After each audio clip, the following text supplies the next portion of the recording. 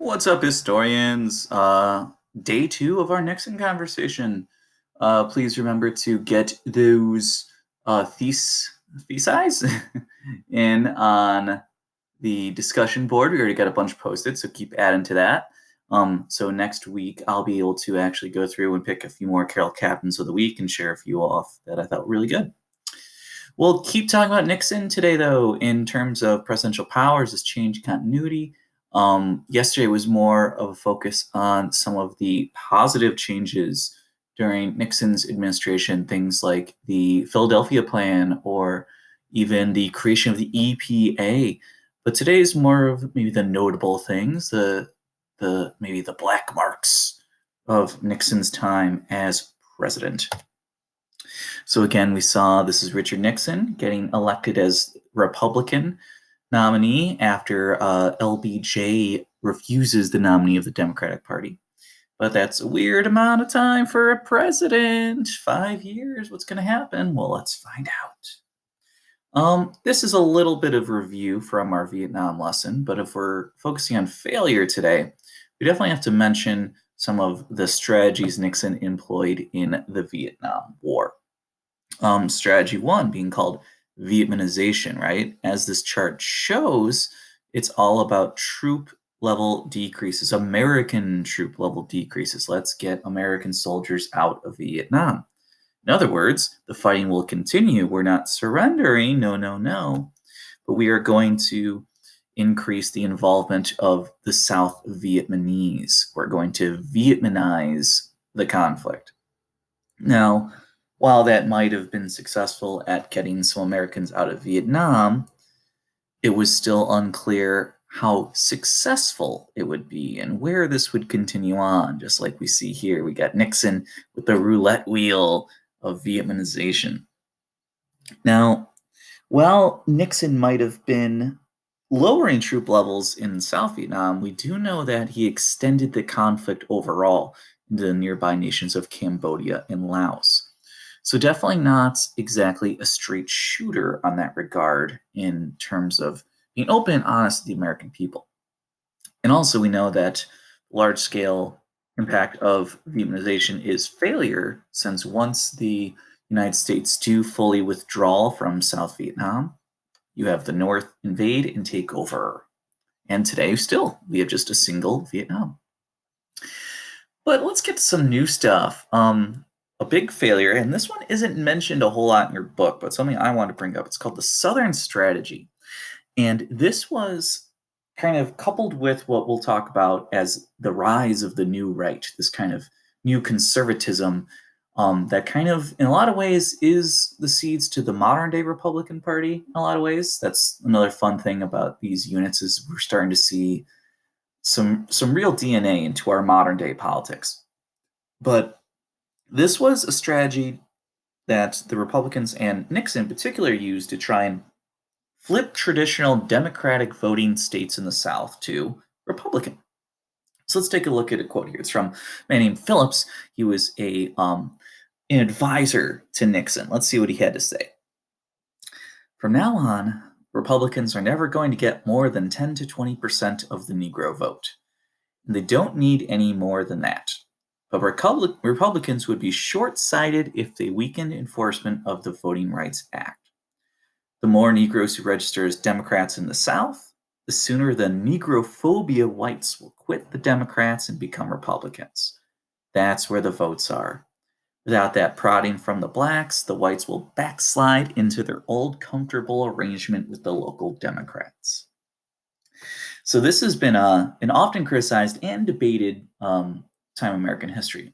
Some refer to this as whistleblower tactics. The Voting Rights Act we know of 1965 was designed to try and end discrimination in voting practices. And what Phillips is saying here is that to win over the white vote in particular in the South, you don't want to just be Barry Goldwater esque, kind of blow the horn of overt white supremacy or racism. That's not going to get you anywhere. What you do though is again what's called a whistleblower tactic. You don't speak out in overt terms of maybe white supremacy or racial terms, but you start using terms like law and order, states' rights, busing. Like those are the symptoms you'll use to really start to try and win over and play to those kind of feelings. And others have criticized this historically and say, no, it's actually much more of a suburban strategy. It wasn't so top down in terms of kind of whistleblowing racism, but much more of a suburban movement from differences in population patterns. But still, it's something that will kind of carry on in the future. Now, when Nixon does get elected, he doesn't his voting record and his administrative actions don't necessarily line up with some of the kind of Southern strategy mindsets he used to get elected. For instance, he actually does support trying to encourage uh, integrated busing to help integrate schools. So it's not necessarily that he lives up to everything that is kind of pushed during the campaign. The big failure, though, is the one we all probably have heard of, Watergate. That is a photo right there of the Watergate Hotel. Now, this is a pretty complicated topic, but how it basically plays out is that the Democratic National Committee had offices in the Watergate Hotel, and several people broke in. And there's a little debate over whether they broke into these Democratic offices to either steal files or if they came in there to wiretap. But they were arrested, and it turned out that they had connections to Nixon's reelection campaign. And that's when things got real off the rails. So it did not seem, and there's a lot of cloudy area here, that Nixon himself ever ordered this break in. But his involvement in the aftermath is very clear. Hush money's paid to keep the men from testifying. There's Nixon starts to, once investigations heat up, starts to pressure the FBI to close the investigations. It's revealed that he's actually been recording all of his meetings in his office, and then the investigator appointed to look into this asked for the tapes. And when Nixon refused, he starts to fire everyone, the attorney generals who are pushing him for this footage, or not footage, these tapes. So eventually, the House Judiciary Committee files for impeachment inquiries that he's been obstructing justice. This is clear an abuse of power. And before impeachment can actually go forward, so he's not ever officially impeached, he does resign. The writing was on the wall for him. And it's the only time in American history where a president will resign from office. We've unfortunately had plenty of presidents leave early from assassination, but never under their own free will. And this was a huge black mark on his legacy. Rarely do people bring up opening up China. Rarely do people bring up the EPA. They almost always, in their first breath, when talking about Nixon, say Watergate. And that cloud really hung over the nation. So President Ford will take over for him. Now, Ford has the dubious distinction of being the only president who never received a vote because he was not Nixon's original vice president. Nixon's vice president actually had to resign earlier due to his own scandals. So Ford was actually placed in there as to replace the original vice president. So he becomes the man in charge. And he makes a highly kind of debated decision to pardon Nixon. So Nixon could never be formally charged with a crime for Watergate. And here's what Ford had to say about his decision to pardon Nixon.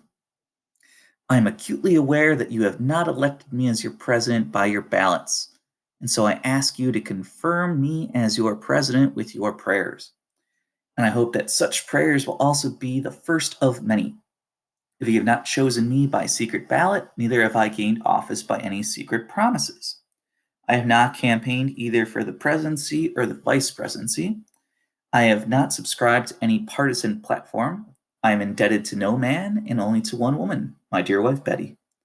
As I began this very difficult job, my fellow Americans, our long national nightmare is over. Our Constitution works. A great republic is a government of laws and not of men. Here the people rule, but there is a higher power, by whatever name we honor him, who who ordains not only righteousness but love, not only justice but mercy. So basically, what he is saying is we got to put this all behind us. We can't live in the past of what Nixon may or may not have done. And a lot of people disagree with Ford's decision. It will carry into his legacy as well. But we'll talk more about the success of presidents and numerous issues of the 70s next.